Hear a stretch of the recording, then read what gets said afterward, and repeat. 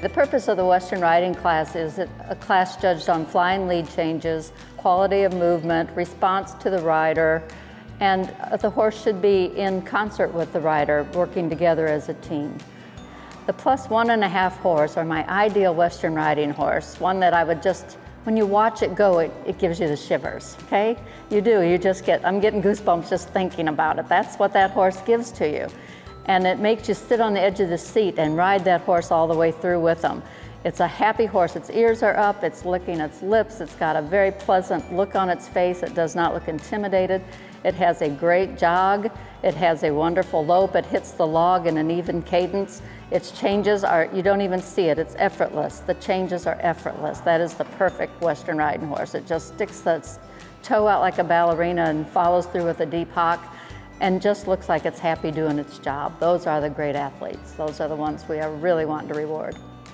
This class is judged completely on the lead change and the quality of movement in that lead change. And the straightness of that lead change is very important. Some horses will change in the front and not change in the back, and that is a penalty. It is also a deduction in the maneuver itself. So what we're looking for is a horse that changes leads at the same time, very much like a ballerina doing a maneuver. Nothing changing in their top line. We don't want their top line to be overly low or high, but just a nice level top line. The quality of movement is very important in this class, all the way from the walk, the jog, and the lope.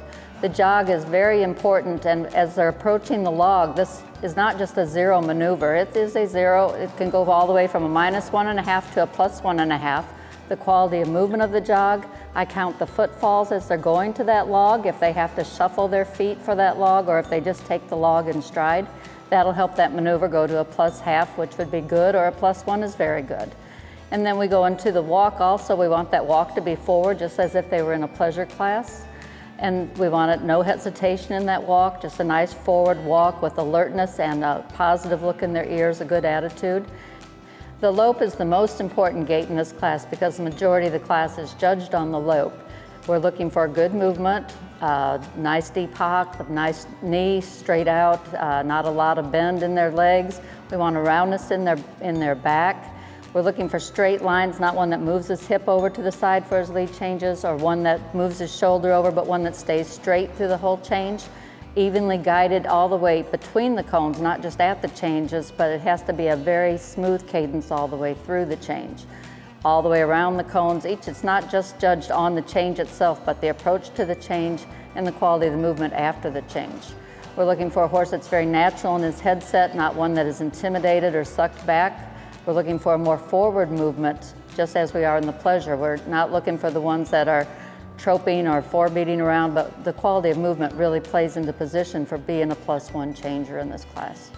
A higher degree of difficulty is the shoulder and the body staying straight, the back staying round, very little apparent guiding from the rider. It looks like it's just a dance. The two of them are working together as a dance, and that increases. There's nothing more beautiful than a horse going through the Western riding pattern with a very good trainer, shower on it that is just, they're in harmony together, and that's what you're really looking for, is that harmony.